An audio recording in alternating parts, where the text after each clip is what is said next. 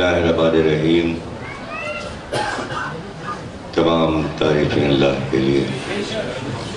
درود اور سلام محمد علی محمد.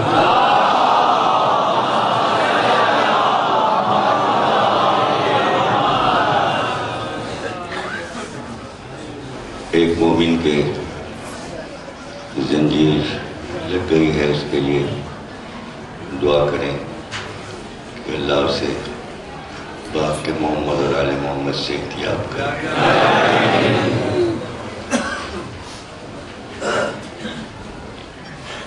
1433 ہجری کے الوداعی عشرے کی الوداعی مجلس آپ حضرات قصر مسیب رضویہ سوسائٹی کراچی میں سماعت فرما رہے ہیں. اس پورے عشرے میں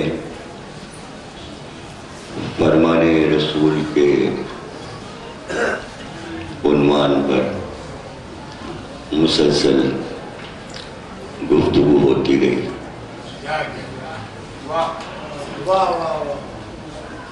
اختتامی تقریر کل تھی، آج جلوس کے سلسلے کی مجلس منعقد ہے. بعد مجلس جلوس ہماری چھپ تعزیہ برآمد ہوگا، جسے خاموش جلوس کہتے ہیں. یہ جلوس اس جلوس کی یادگار ہے جو 8 ربیع الاول کو مدینے میں آیا تھا. سید سجاد آگے آگے خاموش چل رہے تھے.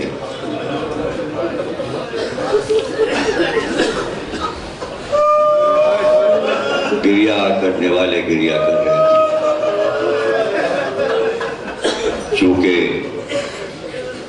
انتہائی غم و علم جلوس سے آشکار ہوتا ہے، اس لیے گریہ اور نوحے کے درمیان کوئی بھی نعرہ نہیں لگایا جاتا، اس لیے کہ گریہ میں صرف نالہ و شیون ہوتا ہے اور اسی کا اظہار ہوتا ہے. اس جلوس کے بانی سید مسیب علی زیدی اس کو اسی طرح نکالتے تھے جلوس کو اور ہمارے یہاں اٹھاتے تھے. ان کی اولاد نے بھی کہ بیٹوں نے، بھتیجوں نے، پوتوں نے، اہل خاندان نے اسی انداز سے اس کو برقرار رکھا ہے. امید ہے کہ آپ تمام حضرات امام مہدی آخر الزماں کی نگرانی میں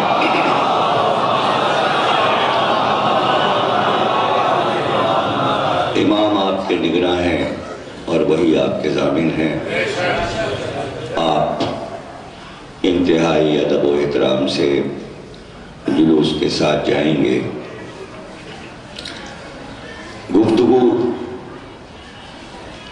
جو ہو رہی تھی 8 دنوں سے، اس کا مختصر بیان یہ ہے کہ سرکار دو عالم نے اپنی پوری حیات میں سب سے زیادہ جس بات پر زور دیا وہ اپنے اہل بیت کی محبت اور مودت کا پیغام تھا. سرکار نے بار بار امت کو سمجھایا کہ یہ دین اور اس دین کی بقا ان کی ذات سے اللہ نے متعلق کر دیا ہے. اس میں کوئی تبدیلی نہیں ہو سکتی.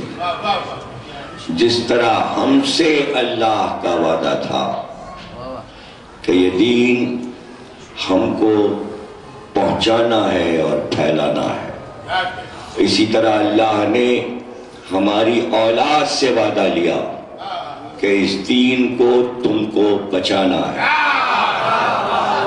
جس طرح ہم نے وعدے کو کامل کیا، ہماری اولاد بھی اللہ سے اس وعدے کو کامل کرے گی.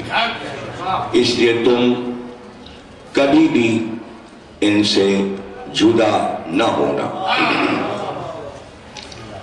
ان کی کہی ہوئی باتوں پر چلنا اور ان سے کبھی مرکز کو نہ ہٹانا، ان کے آگے نہ چلنا، ان کو سکھانے کی کوشش نہ کرنا، ان کے پیچھے چلنا اور جو کچھ یہ کہیں اس کو واجب سمجھ کے قبول کر لینا. اگر تم نے ایسا نہ کیا تو پھر تم محشر میں میرے سامنے آتے ہوئے شرماؤ گے. اس لیے کہ میں قرآن اور اہل بیت دونوں کو ساتھ میں چھوڑ رہا ہوں. یہ کبھی آپس میں جدا نہیں ہوں گے اور کوئی ان کو آپس میں جدا نہیں کر سکے گا، یہاں تک کہ یہ دونوں ساتھ ساتھ کوثر کے کنارے محشر کے دن میرے پاس آئیں گے. یہ حدیث پیغمبر کی، یہ فرمان رسول کا ایک بار نہیں، بار بار، ایک بار نہیں، بار بار کہا. دو چیزیں، قرآن اور اطرت. قرآن اور اطرت اس لیے کہ قرآن خاموش ہے، قرآن خود نہیں بولتا، یہ بولتے ہیں. تمہارے سمجھ میں جب نہ آئے تو یہی تم کو سمجھائیں گے. تنہا کتاب کسی کو کچھ نہیں سمجھا سکتی. یہ قرآن کا علم جاننے والے ہیں، ان کو علم اللہ کی طرف سے ملا ہے. انہوں نے دنیا میں آ کے نہیں سیکھا ہے. یہ وہ ہیں جن کا کوئی استاد نہیں ہے. ہمارے یہاں استاد اور شاگرد نہیں ہوتا، ہم سب نور ہیں اور نور عرش سے علم لے کر آتا ہے. ان کے پاس اولین اور آخرین کا علم ہے. اگر یہ در تم نے ترک کر دیا تو تمہارے لیے سوا ذلت کے اور کچھ نہیں ہے. بار بار ہر نماز کے بعد مسجد سے نکل کر مجمع کو روکا زہرا کے دروازے پر. اب تم نے اللہ کی اطاعت کر لی، اب اس دروازے پہ رک جاؤ. یہ جو کچھ تم نے ابھی پڑھا ہے یہ بیکار ہے اگر اس دروازے کی اطاعت نہیں. یہ زہرا کے گھر کا دروازہ ہے، اس کا احترام کرنا. میرے بات ان گھر والوں کو یاد رکھنا. پوری زندگی جب بھی علی سامنے آئے ایک فضیلت سنا دی. مجمع میں بیٹھے ہیں، بات کچھ اور ہو رہی ہے، لیکن علی آ گئے، محفل کا موضوع بدل دیا.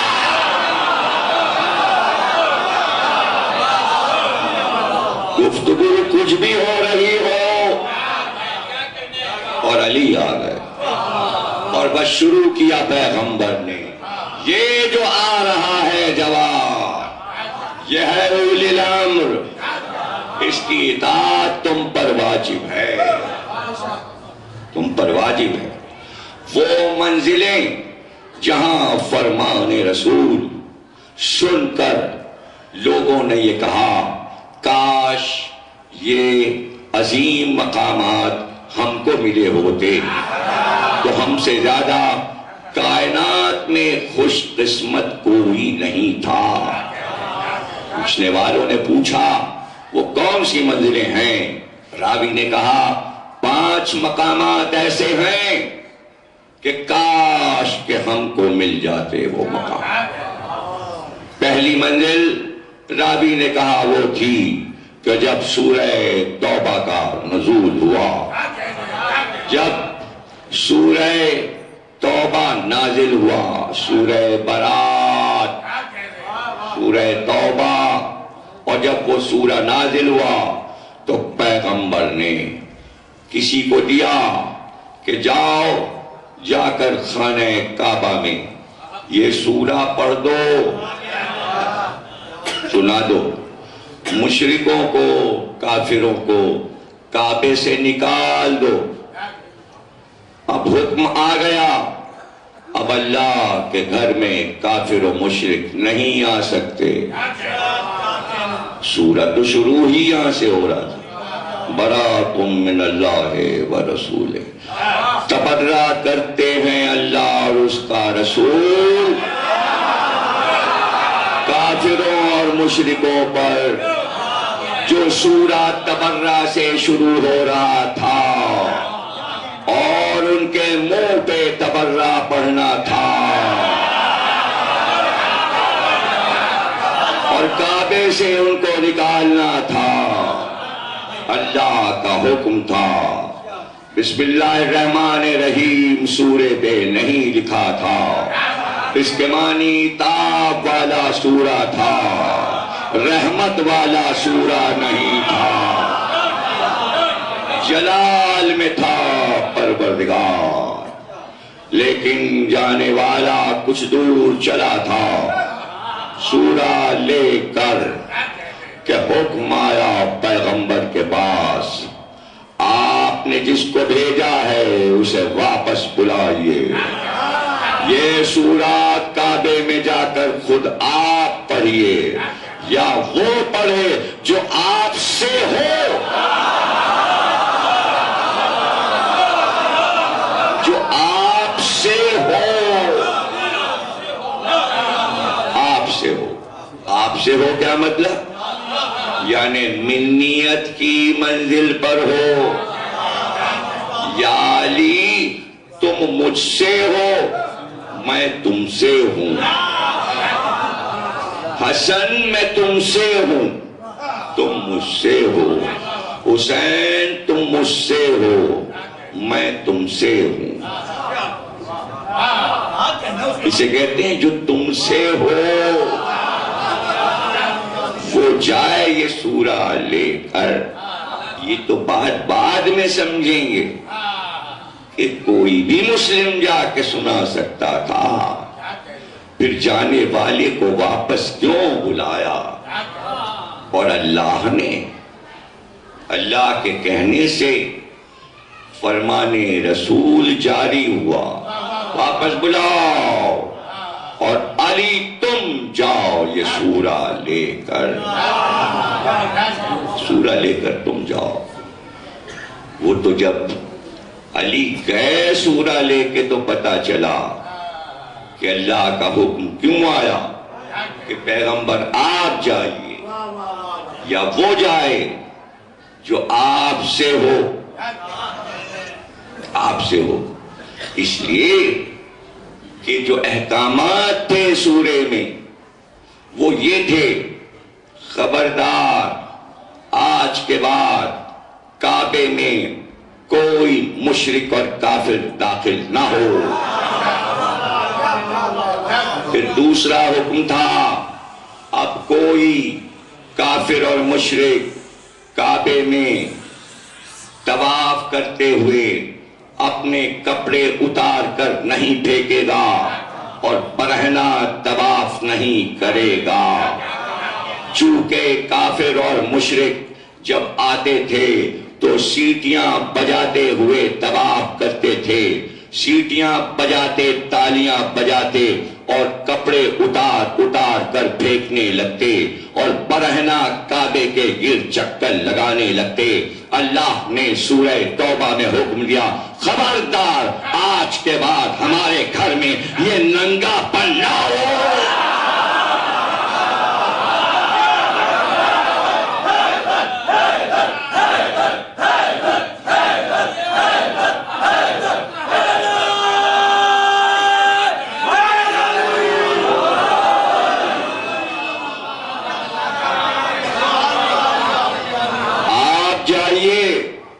اور یہ سب اعلان کیجئے، یا وہ جائے جو آپ سے ہو۔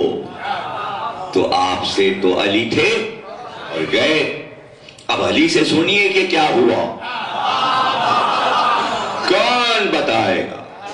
فرماتے ہیں حکم رسول پر میں چلا اور میں مکے پہنچا، مجمع امنڈ آیا، اس لیے کہ محمد نے کوئی فرمان اللہ کا بھجوایا ہے اور وہ ان کا چچادار بھائی سنائے گا۔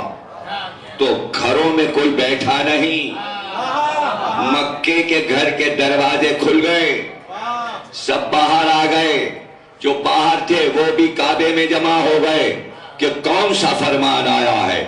ایسے میں مولا کہتے ہیں کہ میں نے سورہ توبہ کی تلاوت شروع کی کہ اللہ اور رسول تم سب پہ تبرہ کرتا ہے، آئے کافرو مشرکو، اللہ تم سے برات اختیار کرتا ہے اور اس کا رسول، اور خبردار اب آج کے بعد کوئی کعبے میں نہ آئے۔ ان کے تو وہم و گمان میں نہیں تھا کہ ایسا کوئی اعلان ہوگا۔ جب انہوں نے یہ اعلان سنا کہ ایک اکیلا ہزاروں کے مجمع میں انہی کو برا کہہ کر، انہی پہ لعنت کر کے ان کے عیب بیان کر رہا ہے، تو مولا فرماتے ہیں کہ میں نے دیکھا کہ سب کے چہروں سے غصہ ظاہر تھا اور ان کے منہ سے جھاگ نکل رہا تھا اور وہ کانپ رہے تھے، اور ان کے اختیار میں ایسا تھا کہ جیسے وہ میرے اعلان کے بعد مجھ پر حملہ کریں گے اور میری بوٹیاں بوٹیاں کر دیں گے اور مجھے ٹکڑے ٹکڑے کر دیں گے اور میرے ٹکڑے کر کے مکے کی پہاڑیوں پر پھینک دیں گے۔ ایسا لگتا تھا کہ وہ امن کر میری طرف آ رہے تھے، لیکن میں سورہ پڑھتا جا رہا تھا لیکن کوئی قریب نہ آ سکا، اس لیے کہ جب میں نے سورہ پڑھنا شروع کیا تو ذوالفقار کے دستے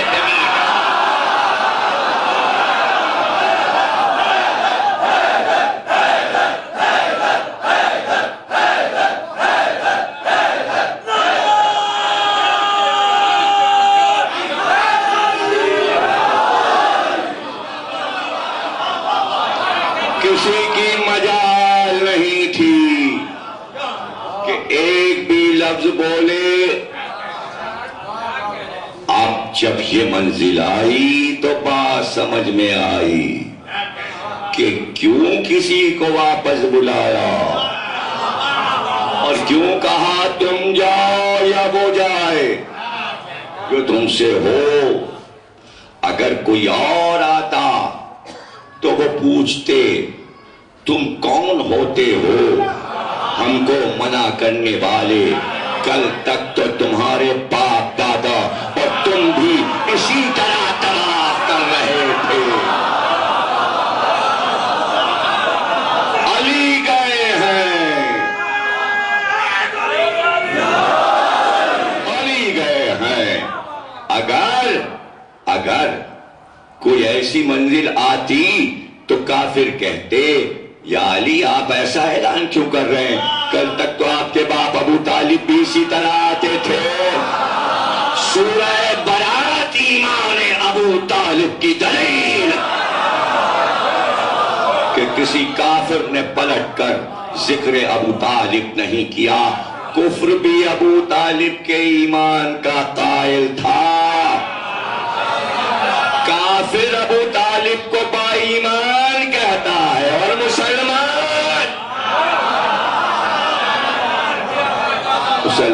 اپنے ایمان کو ضائع کرتا ہے. مسلمان اپنے ایمان کو ضائع کرتا ہے. توجہ ہے نا آپ کی. اب بھی کہتا ہے دوسری منزل وہ تھی کہ جب فرمان رسول جاری ہوا کل علم مرد کو دیں گے ہم، رجل یعنی مرد کو علم عطا کریں گے. اور پھر اعلان کرتے گئے رسول اللہ کل فوج کا علم مرد کو ملے گا جو کرار ہوگا، جو غیر فرار ہوگا. اللہ اور رسول اس سے محبت کرتے ہوں گے، وہ اللہ اور رسول سے محبت کرتا ہوگا. اللہ اس کے دونوں ہاتھوں پر فتح دے گا. اور راوی کہتا ہے کتنے لوگ تڑپے کہ کل یہ علم ہم کو ملے. چونکہ اعلان والا علم تھا، یوں ہی دے دیا تو وہ دے دیا وہ الگ. اس میں شرطیں تھیں تو کون نہ چاہے کہ وہ شرطیں ہم پر پوری اتر جائیں. اس میں پہلی شرط تو مرد کی تھی.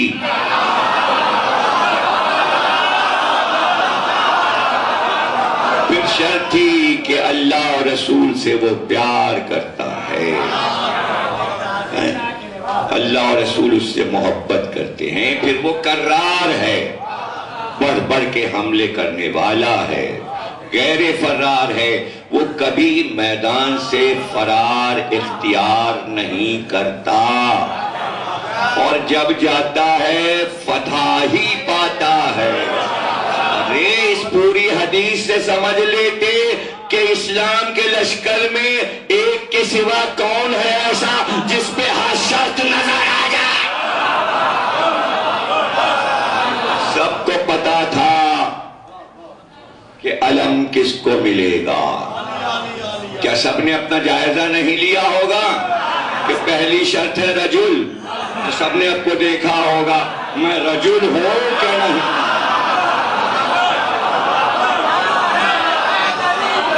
سب کو پتا کہ پہلی شرط کیا ہے. پھر یہ بھی پتا ہوگا کہ یہ شرط ہے کہ کبھی میدان سے بھاگا نہ ہو.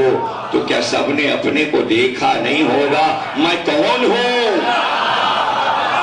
میں کہاں ہوں؟ تو سب کو پتا تھا. یہ فضیلت بھی فرمان رسول کے مطابق علی کے حصے میں آئی.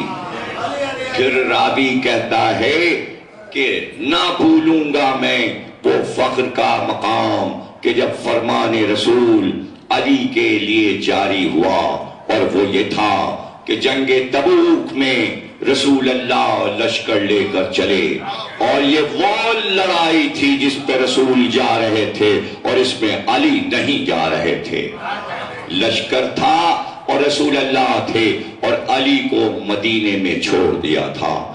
یہ کہہ کر چھوڑا کہ میں تمہیں اپنا نائب بنا کر یہاں جا رہا ہوں. اس لیے کہ دشمن کا ارادہ یہ ہے کہ جب میں مدینہ چھوڑ دوں تو دشمن نے یہ طے کیا ہے، جبریل نے ہم کو آ کے بتایا ہے، اللہ کا حکم سنایا ہے کہ دشمن نے طے کیا ہے کہ وہ مدینے پہ یلغار کر کے یہاں کی عورتوں کو اسیر کریں گے اور بچوں کو قتل کریں گے.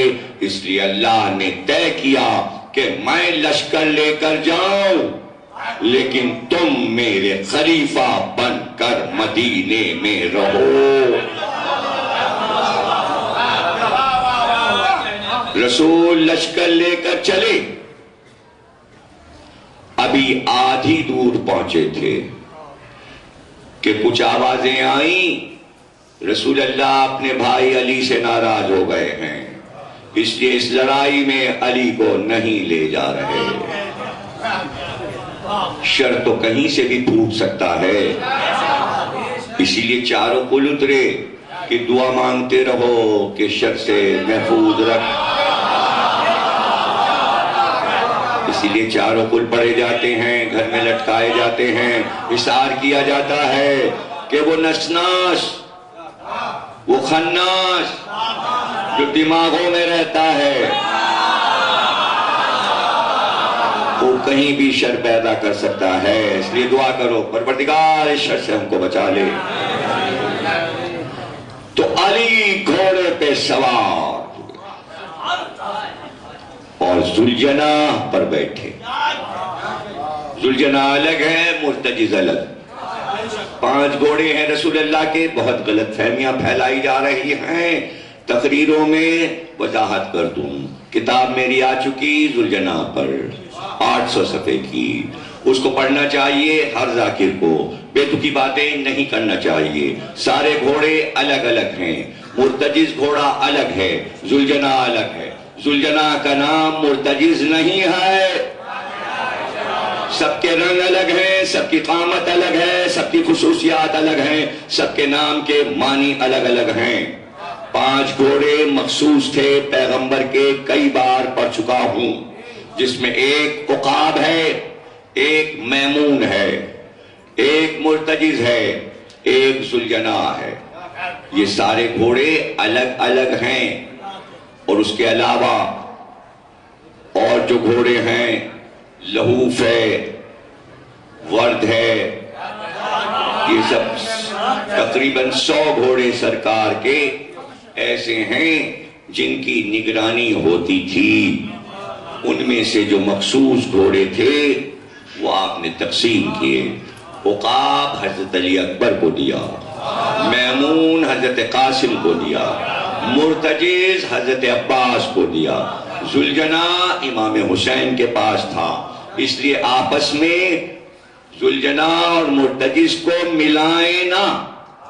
ذوالجناح ذوالجناح ہے، تو اس کا نام ذوالجناح کا نام ذوالجناح ہے۔ مرتجز کے معنی ہے وہ گھوڑا جب دوڑے تو ایسا لگے رجس پڑھا جا رہا ہے۔ رجس کہتے ہیں بادل کی گرج کو اور بجلی کی کڑک کو، اس لیے مرتجز نام تھا کہ جب چلتا تھا تو لگتا تھا بادل کا ٹکڑا پرواز کر رہا ہے اور اس میں بجلی چمک رہی ہے۔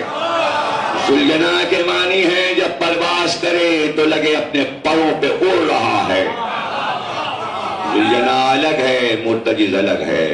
عقاب لگتا تھا کہ عقاب فضا میں تیر رہا ہے۔ میمون جس کے قدموں میں برکت ہو، میمون کے معنی خیر و برکت کے ہیں، چونکہ اس کے قدم میں یہ خصوصیت تھی کہ جب وہ چلتا تھا تو لگتا تھا چنگاریاں اٹھ رہی ہیں۔ مقابل کے گھوڑے کی پیشانی پر اگلے قدم مار دیتا تھا اور قامت کو بلند کر لیتا تھا، سوار کا ساتھ لڑائی میں دیتا تھا۔ یہ حضرت قاسم کا گھوڑا ہے۔ تو آج علی ذوالجناح پہ بیٹھے، جنگ سلاسل میں مرتجز پہ بیٹھے تھے، جنگ تبوک کے موقع پر ذوالجناح پہ بیٹھے اور گھوڑے کو تیز دوڑایا اور لشکر کے قریب پہنچے۔ رسول اللہ کو علم ہوا کہ علی آ رہے ہیں، آپ ٹھہر گئے اور ٹھہر کر علی کا انتظار کیا اور پھر پوچھا، علی تم کیوں آ گئے؟ میں نے تو تم کو مدینے میں چھوڑا تھا۔ تو آپ نے فرمایا کہ کچھ لوگوں نے یہ کہا ہے کہ آپ مجھ سے ناراض ہیں، اس لیے جنگ تبوک میں نہیں لے جا رہے۔ کہا نہیں، میرا تمہارا رشتہ ایسا ہے، فرمان رسول جیسے موسیٰ اور ہارون، میں اس امت کا موسیٰ ہوں، تم اس امت کے ہارون ہو۔ جیسے موسیٰ نے کوہ طور پر جاتے ہوئے ہارون کو اپنا خلیفہ بنایا تھا، میں نے تم کو مدینے میں اپنا خلیفہ بنایا ہے، بس یہ کہ تم میرے بعد ہو، جیسے میں ویسے تم، بس فرق یہ ہے میرے لیے نبوت ہے، تم نبی نہیں ہو، خلیفہ ہو میرے۔ یہ فرمان رسول آیا، علی واپس ہوئے، علی واپس ہوئے۔ اب جب واپس ہوئے تو ذوالجلال کی باگیں علی نے کھینچی اور تیز چلے واپس مدینے، لیکن اس تیزی میں ایک بار ذوالجلال نے اپنے قدموں کو روکنا شروع کیا، ٹھہرنے لگا۔ مولا علی نے پوچھا کیوں رک رہا ہے؟ کہا مولا اگر آگے گیا تو گر جاؤں گا، گڑھا ہے، آپ کے دشمنوں نے ایک کنواں کھودا ہے، اب پتا چلا آج ذوالجلال پہ کیوں آئے ہیں،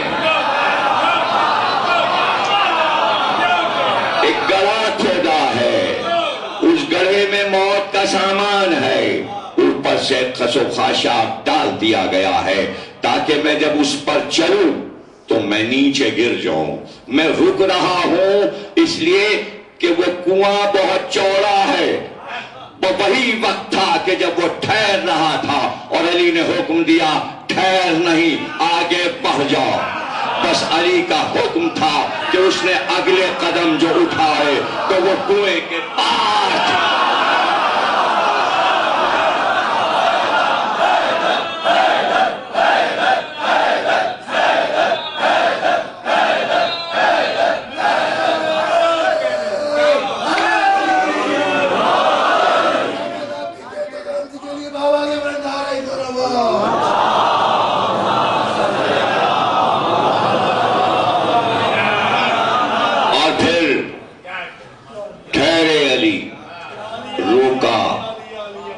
وفادار کو، اور پھر حکم دیا سب کو کہ اوپر سے یہ گھاس اور چٹائی ہٹاؤ۔ اب جو وہاں سے گھاس اور وہ چٹائی ہٹائی گئی اور جھاڑ جھنکار ہٹا تو ایک وسیع کنواں نظر آیا، اس میں صاحب مناقب شہر اشوک نے یہ جملہ لکھا ہے، اور اسی پہ میں بات کو روک دوں ورنہ موضوع بدل جائے گا، کہ علی نے جب اس کنویں کو دیکھا تو اس میں عجائبات نظر آئے جسے بیان کرنے کے لیے وقت چاہیے، یعنی علی کے لیے ایک ایسا کنواں تیار ہوا تھا جس میں موت رکھی تھی علی کے لیے دشمن نے۔ اب وہ کیا تھا وہ کبھی کسی اور تقریر میں عرض کریں گے کہ کس طرح اس کنویں کو بنایا گیا تھا کہ علی اگر اس میں گریں تو بچ نہ سکیں۔ گھوڑے نے بتا دیا، گھوڑے نے پتا تو مولا کو بھی تھا، لیکن چاہا کہ میرا یہ راہوار بتائے تاکہ لوگوں کو یہ معلوم ہو کہ جب تک جانور میں بھی معرفت امام نہ ہو وہ کربلا نہیں جاتا۔ انسان تو انسان ہے، انسان تو انسان ہے۔ اب قیامت تک کربلا وہی جائے گا جو امام کی معرفت رکھتا ہے، جسے معرفت نہیں وہ زمین پر قدم نہیں رکھ سکتا۔ ذوالجلال کو معرفت تھی اس لیے وہ کربلا گیا۔ تو یہ وہ فرمان ہے کہ جو حدیث منزلت کے نام سے، اس کو کہتے ہیں حدیث منزلت، کہ یا علی تمہاری منزلت وہ ہے جیسے ہارون اور میں مثل موسیٰ، چونکہ کہہ دیا اور حکم الہی سے یہ فرمان آیا تو شبیہ پوری بنی۔ تصویر پوری بنی.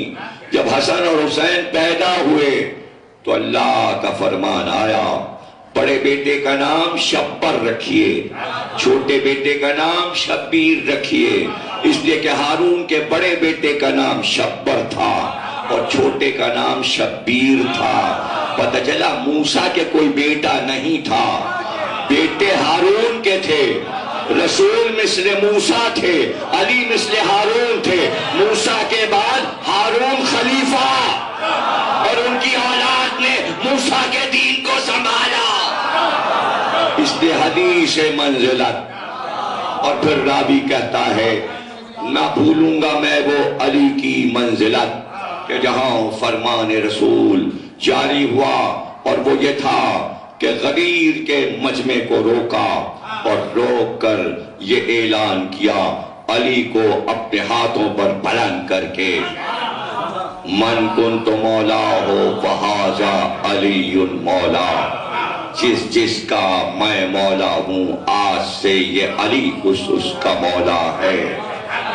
یہ وہ بلندی تھی فرمان رسول کی کہ جہاں امت کے لیے اب اختلاف کا کوئی سوال نہیں پیدا ہوتا تھا، لیکن پھر بھی یہ منزل رہ گئی تھی گنجائش کہ کوئی یہ کہتا کہ سب کچھ زبانی تھا، تحریر میں لکھ جاتے تو اچھا تھا. اس لیے آخر وقت سب کو جمع کیا اور آواز دی لاؤ میرے پاس قلم اور کاغذ. یہ بھی فرمان رسول ہے کہ لاؤ قلم کاغذ. یہ بات کیسی ہے کہ لکھا تو کچھ نہیں گیا مگر فرمان رسول رہ گیا، قلم لاؤ کاغذ لاؤ. لکھا تو کچھ نہیں گیا اس لیے کہ تحریر نہ لکھی جا سکی، فرمان تو رہ گیا. نہیں سمجھ رہے آپ؟ تقریر اپنی اختتامی منزلوں سے قریب ہو گئی، فضائل پورے ہو گئے، مصائب کی طرف آنا ہے. اس لیے بات کو سمجھ لیجئے، اس پورے عشرے کا مقصد یہی بات سمجھانا تھی جو اب کہنے جا رہا ہوں. سارے فرمان مکمل ہوئے، پھر سے سنیے، سارے فرمان مکمل ہوئے. ایک فرمان ادھورا کیا ہے؟ لاؤ قلم اور کاغذ. قلم اور کاغذ کیوں مانگا جاتا ہے؟ لکھنے کے لیے نا. جب لکھا ہی نہیں گیا تو یہ آدھا فرمان اب سب صحیح بخاری میں کیوں لکھ رہے ہیں؟ اب صحیح مسلم میں یہ آدھا فرمان کیوں آتا ہے؟ ذرا عقلوں کی بناوٹ دیکھیے، عقلوں کی بنت دیکھیے. میں آپ سے کہوں ایک گلاس پانی دے دیجئے، یہ تو میرا فرمانا ہو گیا. پانی آپ دیجئے میں پھینک دوں، نہ پیوں رکھ دوں گلاس. مانگا تو پیا نہیں تو بات کہاں پوری؟ یہ بھی اس کا بھی کوئی ذکر ہو. مانگا تھا، مانگا تھا تو کیا ہو؟ کسیوں بار مانگا ہوگا یا ایک ہی بار مانگا؟ اگر مانگا تھا تو اس کے آگے کیا ہوا؟ نہیں لکھیں گے بات ادھوری رہ جائے گی آپ کی عقل پہ. لوگ کہیں گے آگے تو کہو. جب ایک گلاس پانی مانگا تو پھر کیا ہوا؟ یا پھینکا یا پیا یا رکھ دیا، آگے تو کچھ کہو.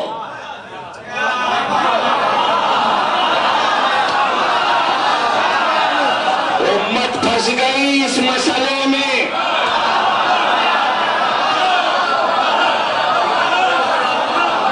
پریشان. واقعہ تو ہوا، واقعہ تو ہوا. کیا واقعہ ہوا؟ کہا سرکار نے. کیسے بات شروع ہوئی؟ یہاں سے شروع ہوئی، لاؤ قلم اور کاغذ تاکہ میں تمہارے لیے ایک نوشتہ لکھ دوں، تاکہ میرے بعد تم گمراہ نہ ہو جاؤ. پورا ہوا فرمان، فرمان اب پورا ہوا، یعنی فرمان کو سمجھنا ہے۔ قلم کاغذ آئے تو پیغمبر کچھ لکھیں، جب وہ لکھا جائے تو امت گمراہی سے بچے۔ اب سوال یہ ہے کہ گمراہی سے بچی ہے یا نہیں؟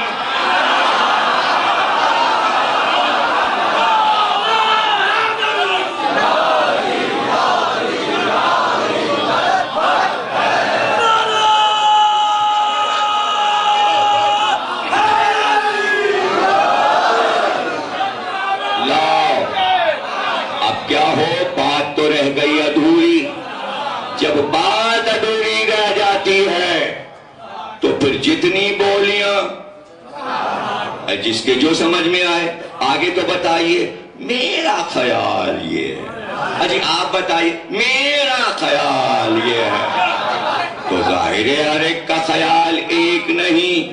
اب جو بات شروع ہوئی تو معمہ بن گئی۔ ہاں قلم کاغذ مانگا تھا اور یہ کہا تھا کہ اگر میں لکھ دوں گا تو تم گمراہ نہیں ہوگے۔ اب ظاہر ہے کہ اپنے اپنے خیالات سب نے پیش کیے۔ انہوں نے کہا ہاں کوئی آواز آئی تھی، ہاں آئی تھی، کہاں سے آئی تھی؟ ایسی تھی۔ انہوں نے کچھ کہا تھا، ہاں شاید کہا تھا۔ اچھا چلیے یہ آپ کا بیان ہو گیا۔ سوال یہ ہے یہ والی روایت بخاری شریف میں 7 بار امام بخاری نے کیوں لکھی؟ ایک بار لکھ دیتے تو کافی تھا، 7 بار 7 بار حدیث روایت کل علم دوں گا، ایک بار لکھی۔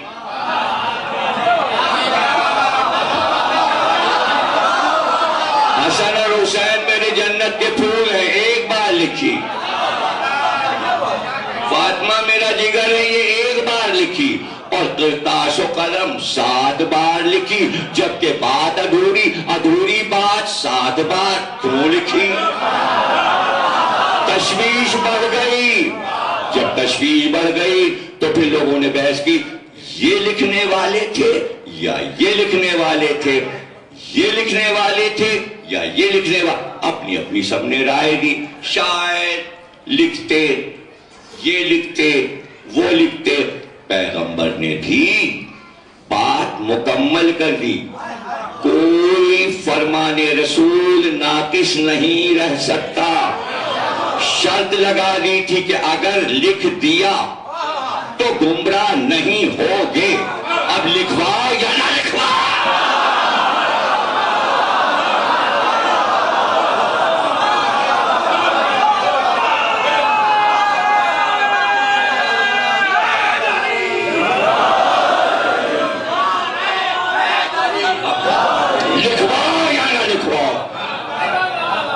میں نے تو کہہ دیا اگر لکھ دیا، شرط اس میں یہ ہے اگر لکھ دیا تو گمراہ نہیں ہوگے۔ اس جملے نے اتنا پریشان کیا کہ 7 بار لکھ ڈالا تاکہ کوئی حل نکل آئے اس کا، کوئی حل، تو حل نکل آیا ان کا بھائی تو پھر کیا ہو گیا اور کیا ہوا اور کیا نہیں ہوا۔ ابھی ماشاءاللہ اتنے لوگ بیٹھے ہیں، میں کسی سے کہوں ذرا ایک قلم دے دیجئے، جس کے پاس ہوگا دے دے گا، اور اگر نہیں دینا تو اس کے جواب میں بھی کچھ نہیں بولے گا۔ ابھی سب چپ رہیں گے اس لیے کہ قلم ہے ہی نہیں ہمارے پاس، ہم لوگ کوئی لکھنے پڑھنے والے لوگ تھوڑی ہیں۔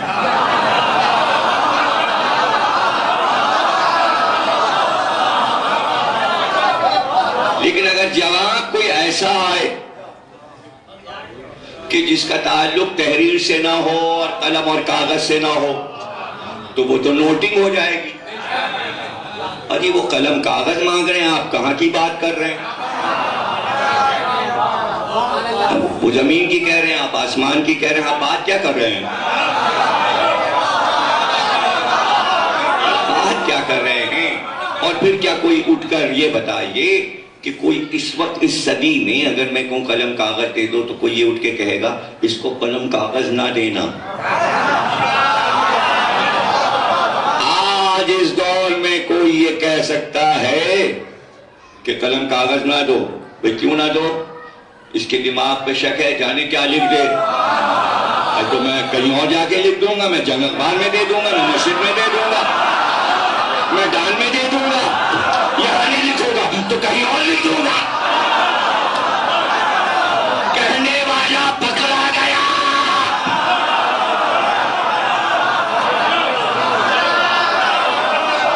اس لیے 7 بار لکھ ڈالا. اور پیغمبر کو جو کہنا تھا پیغمبر نے وہ کہہ دیا. تو جواب آیا.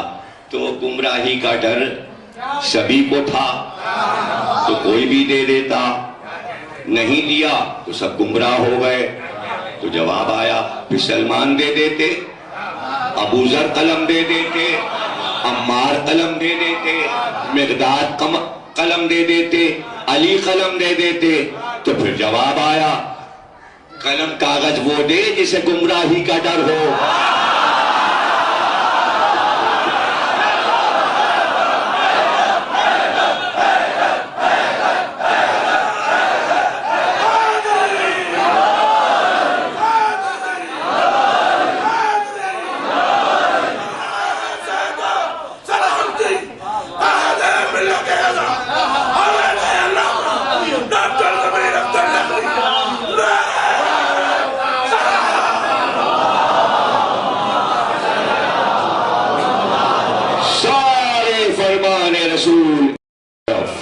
اور یہ ایک فرمان ایک طرف جو ادھورا رہ گیا، ادھورا رہ کر اس فرمان رسول نے آج تک لاکھوں انسانوں کو گمراہی سے بچایا ہے.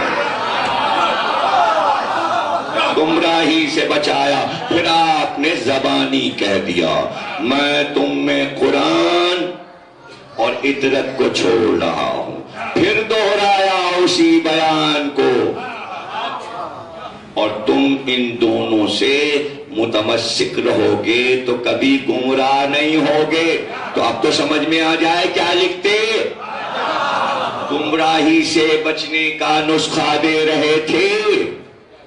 حکیم آپ کو نسخہ لکھ کے دے. اناب بھی ہے، سونف بھی ہے، زیرہ بھی ہے، اور شربت فولاد بھی ہے مثلاً. اور آپ کے پاس پیسے کم ہوں، آپ آدھی چیزیں گولی مار سے خرید لائیں، کسی عطار سے شربت بھی نہ لائیں اور کھا کے حکیم صاحب کے پاس جائیں. فائدہ تو نہیں ہوا. تو حکیم پوچھے گا پورا نسخہ لیا تھا کہ آدھا؟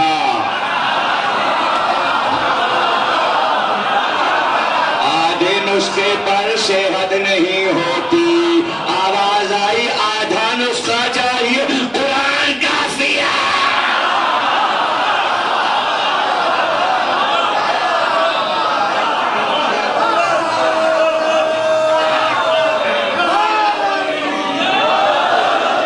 بس پھر صحت نہ ہو سکی.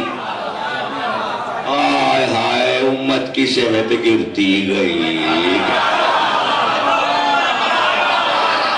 مرض بڑھتا گیا، علاج نہ ہو سکا.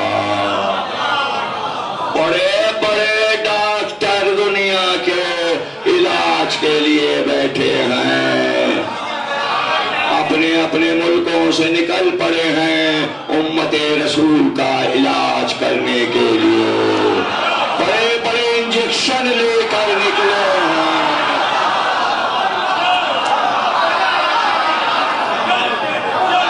اللہ امت کو صحت عطا کرے اور ڈاکٹروں کی پریشانیاں ختم ہوں.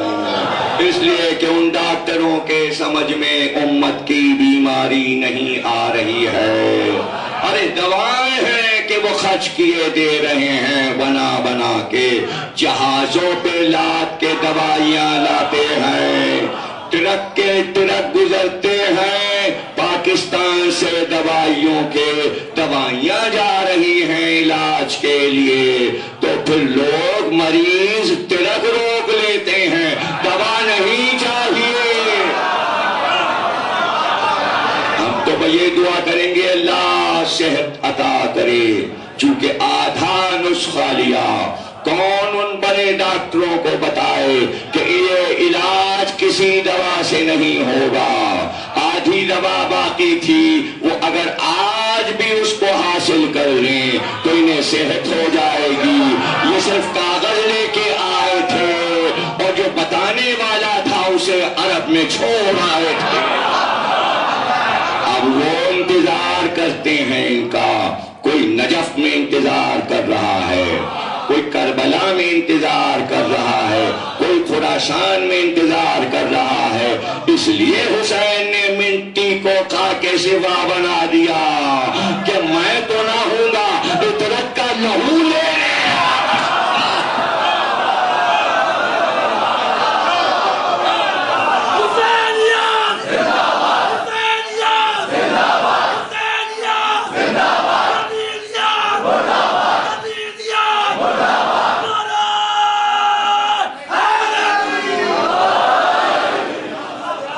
شفا رکھ دی، خاک میں شفا رکھ، مٹی میں شفا رکھ دی۔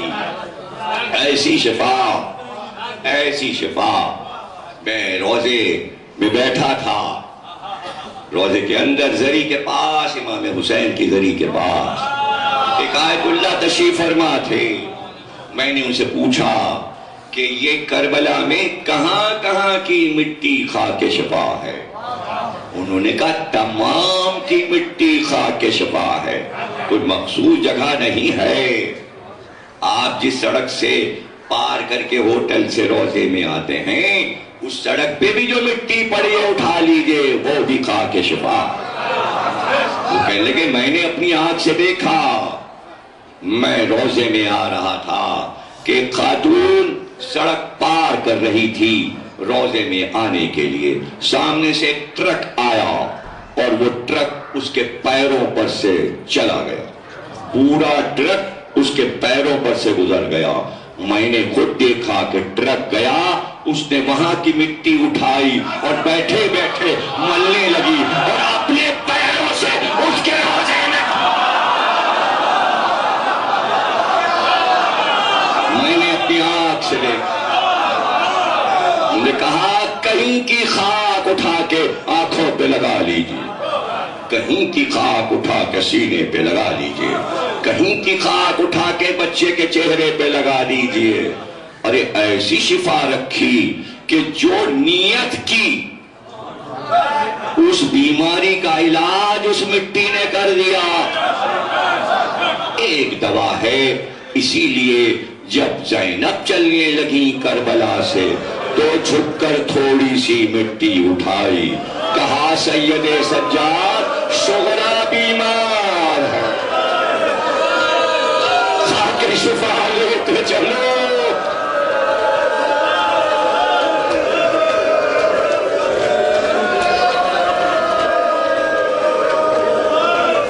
اللہ عزاداروں کو سلامت رکھے۔ 2 مہینے 8 دن گزار دیے عزاداری میں، تم سب کے سروں پہ زہرا بی بی کی چادر کا سایہ، اللہ تمہارے گھروں کو آباد رکھے، تمہارے بچوں کو سلامت رکھے، تمہارے گھروں میں خیر و برکت ہو، تمہاری روزی میں برکت ہو، صحت و سلامتی کے ساتھ اپنی زندگیاں گزارو اور غم حسین مناؤ۔ میں کیا دعا دوں گا؟ معصوم فرماتے ہیں کہ جب مجلس میں عزادار آتے ہیں تو حضرت زینب دعا کرتی ہے، میرے بھائی کے عزادار جناب ام لیلہ دعا کرتی ہیں، میرے علی اکبر کو رونے والے جناب رباب عزاداروں کو دعائیں دیتی ہیں، میرے شیر خار علی اصغر کو رونے والے آئے ہیں، تو میری کیا مجال کہ میں دعا دوں، لیکن آج الوداعی مجلس ہے اس لیے سب کو دعائیں دیتا ہوں، بس چند لمحے سن لو اور تقریر تمام ہو رہی ہے۔ کہتے ہیں کہ قافلہ آہستہ آہستہ کربلا سے مدینے کی طرف بڑھ رہا تھا۔ جب مدینہ کچھ دور رہ گیا تو شام ہو رہی تھی لیکن ابھی روشنی پھیلی تھی۔ جب وہ مقام آیا کہ جہاں سے مدینے کے مکانات دکھائی دینے لگے تو وہی وقت تھا حضرت ام کلثوم نے عماری کا پردہ الٹ دیا۔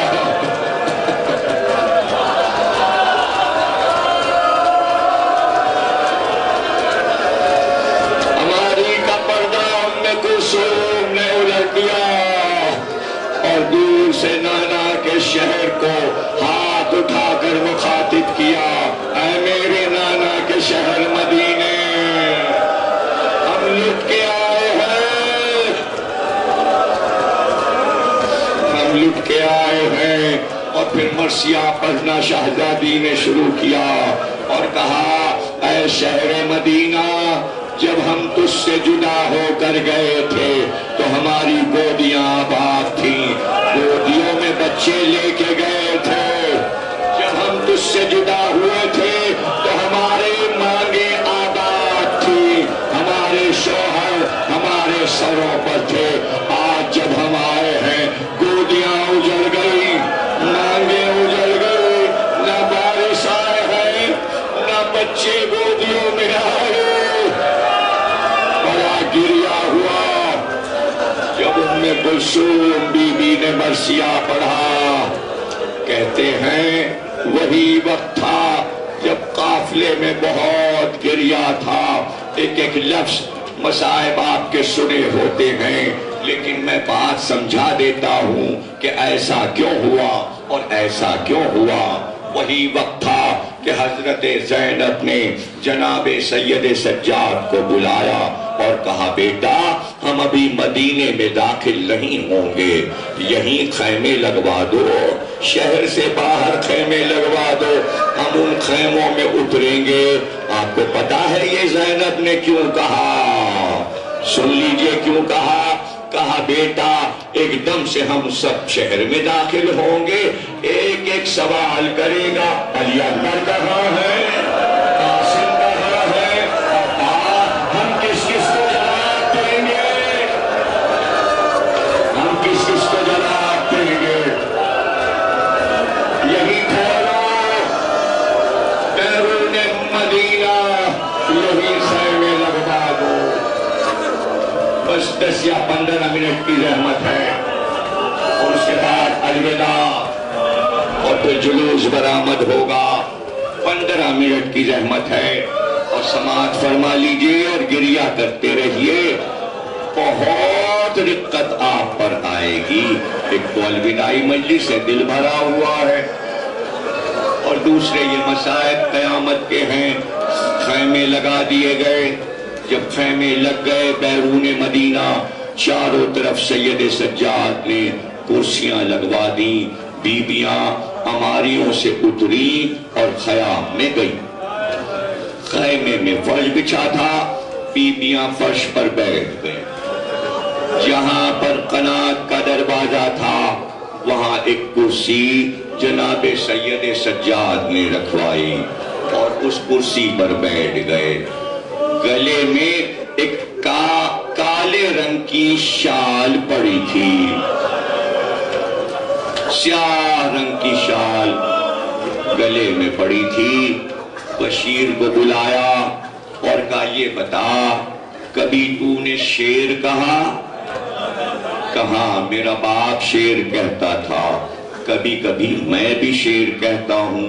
کہا، بس ایک مرثیہ کہہ لے اور اس میں یہ بتانا ہے اہل مدینہ کو کہ 28 رجب کو 60 ہجری میں جو قافلہ گیا تھا وہ مدینے واپس آ گیا ہے۔ یہ اہل شہر کو خبر سنا دے۔ وہ جھکا، اس نے سلام کیا۔ جیسے ہی وہ جھکا، سید سجاد نے اپنی کالی شال اتاری اور اس کے گلے میں ڈال دی۔ کہا، یہ شال ادا اوڑھ کر جائے گا تو سب سمجھ جائیں گے سوار ہوا، سید سجاد سے حکم لے کر چلا، اور جاتے ہی اس نے صدر مقام پر پکارنا شروع کیا۔ اب اس کا راوی کا بیان ہے، بشیر خود کہتا ہے کہ میں اعلان کرتا ہوا مسجد نبوی میں منبر کے قریب پہنچ گیا۔ وہ کہتا ہے جب میں نے اعلان کیا تو اتنا مجمع میں نے زندگی میں نہیں دیکھا۔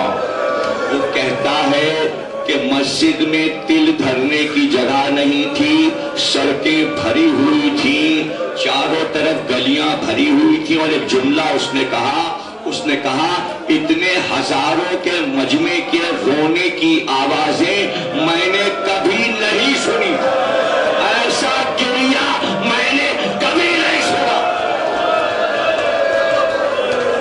اور پھر وہ کہتا ہے کہ عجیب سما ہوا، میں نے اعلان کیا اے رسول کے شہر مدینہ کے رہنے والوں، اب یہ شہر رہنے کے قابل نہیں رہا، اس کا وارث حسین کربلا میں مار ڈالا گیا۔ بس یہ سننا تھا کہ لوگ اپنے سروں کو پٹکنے لگے، اور ہر ایک یہ سوال کرتا تھا قافلہ کہاں ہے، قافلہ کہاں ہے؟ تو بشیر کہتا ہے میں نے ان سب سے کہا کہ سید سجاد بیرون مدینہ قافلہ لے کر آئے ہیں، سب وہاں تشریف فرما ہے۔ تو ایک جملہ وہ کہتا ہے کہ میں اس وقت مسجد میں اکیلے منبر کے پاس سر جھکائے ہوئے، مسجد خالی ہو چکی تھی۔ جب باہر میں نکلا تو میں نے دیکھا پورا شہر تیز قدموں کے ساتھ مجمع بھاگتا ہوا بیرون مدینہ جا رہا تھا۔ اس میں بچے بھی تھے، اس میں عورتیں بھی تھیں۔ ابھی سن لو، میں ہر سال بتاتا ہوں کہ وہ مجمع جو تھا، جو جا رہا تھا، اس میں کون کون تھا اور کس طرح لوگ نکلے۔ جب بشیر نے پکارا تو گھروں میں ایک کوہرام ہو گیا، گھر کے دروازے کھلنے لگے۔ کہتے ہیں جناب عقیل جو علی کے بڑے بھائی تھے، ان کی 5 بیٹیاں تھیں، ام ہانی، ام لقمان، زینب، اسما، یہ سب بہنیں تھیں جو مدینے میں تھیں۔ جب ان کو پتا چلا تو کہتے ہیں سر سے پیر تک انہوں نے چادر اوڑھی، اور ان کے گھر سے نکلنے کا منظر یہ تھا کہ 5 بہنیں ایک ساتھ روتی ہوئی نکلی۔ یہ علی کی بھتیجیاں، حسین کی چچزاد بہنیں تھیں، اور منظر یہ لکھا ہے کہ 5 بہنوں نے اپنے برقعے سے ہاتھ نکال کر روضہ رسول کی طرف ہاتھ اٹھائے اور کہا نانا چچا ہمارا بھائی مارا گیا، ہمارا بھائی مارا گیا، ہم آپ کے پاس غصہ دینے آ رہے ہیں۔ 5 بہنیں روتی ہوئی چلی، ایک ایک منظر سنتے جاؤ اور روتے جاؤ۔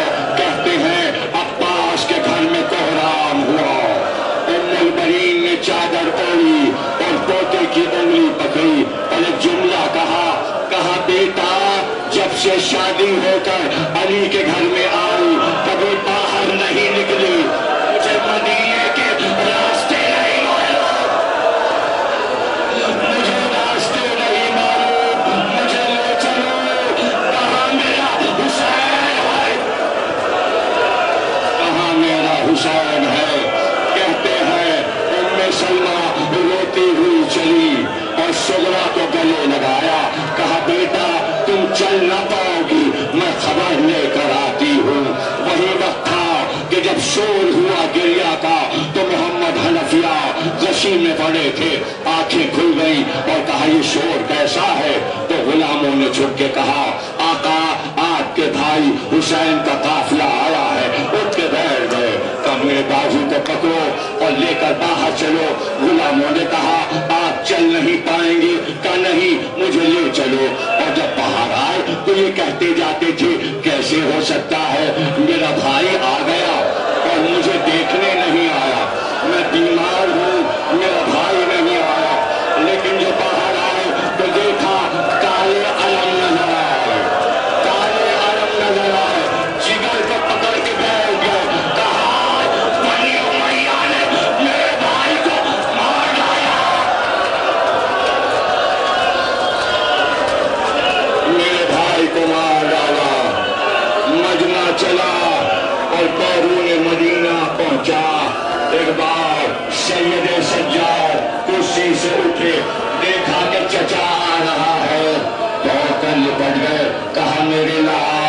سید سجاد میں محمد حنفیہ ہوں. ایک بار کہا چچا ذرا آہستہ لپٹائیے آہستہ لپٹائیے. کہ کیوں بیٹا کیا ہوا؟ کہا دیکھیے یہ تھا ڈالتا یہ ہڈیاں یہ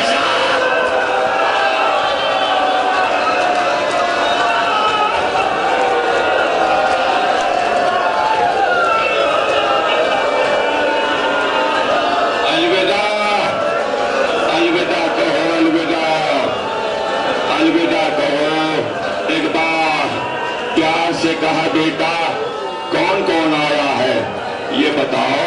سنا ہے تمہاری پھوپھی اماں زینب بھی آئی ہیں. کہا ہاں خیمے میں ہیں. جائیے پھوپھی اماں آپ کی بہن خیمے میں ہیں. محمد حنفیہ گئے. دیکھا بہت سی بیویاں بیٹھی ہیں. ایک بیوی آئی اٹھی بھی تو اس نے دیکھا بھی یہ واپس آ گئے اور آ کر کہا سید سجاد اس خیمے میں تیری پھوپھی زینب نہیں ہے. کہاں ہے میری بہن؟ کہا ٹھہریے میرے ساتھ چلیے. لے کر چچا کو خیمے میں آئے. کہا یہ ہے پھوپھی زینب. وہی سینے پر ہاتھ مار کے بیٹھ گئے. کہ یہ میری بہن زینب ہے اس کے پاس سفید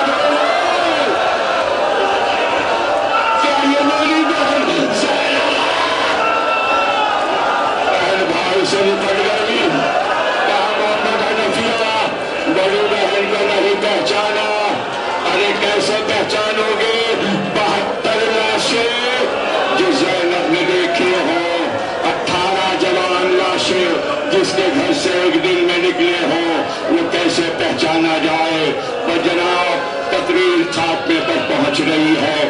ایک بار مجمع نے خیام کو کھیل لیا اور گریا کا شور تھا گریا کا شور تھا. ایک بار ایک ناقہ لایا گیا اس کو بٹھایا گیا. حضرت زینب کو ان کے بھائی محمد حنفیہ نے اور سید سجاد نے ناقے پر بٹھایا ناقے پر بٹھایا. جب روضہ رسول پہ پہنچوں گا تو تب آپ زیارت نکالیے گا. ابھی آپ تھم جائیے. ابھی زینب اپنے نانا کی قبر پہ آ رہی ہے اس لیے آپ گریہ کیجئے اور ماتم کیجئے. ماتم ماتم ماتم ماتم.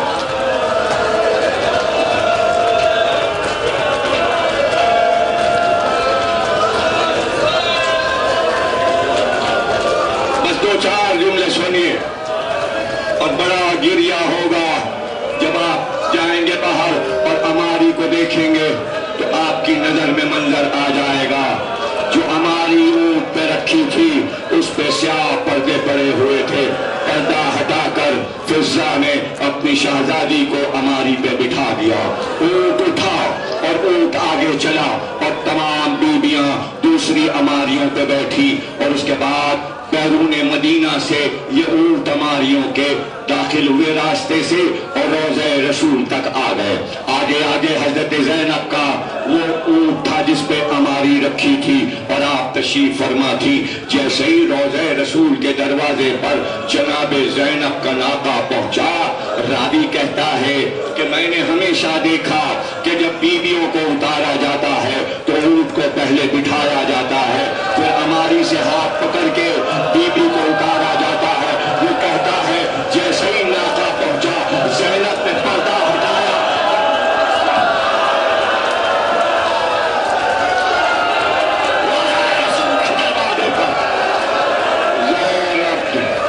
اپنے آپ کو ہماری سے گرا دیا. بس میری طرف دیکھو تقریر ختم ہو رہی ہے. راوی کہتا ہے کہ ایک بار زینب اٹھی اور اٹھ کر دونوں طرف کی دیواروں کو پکڑا اور دیوار کا سہارا لے کر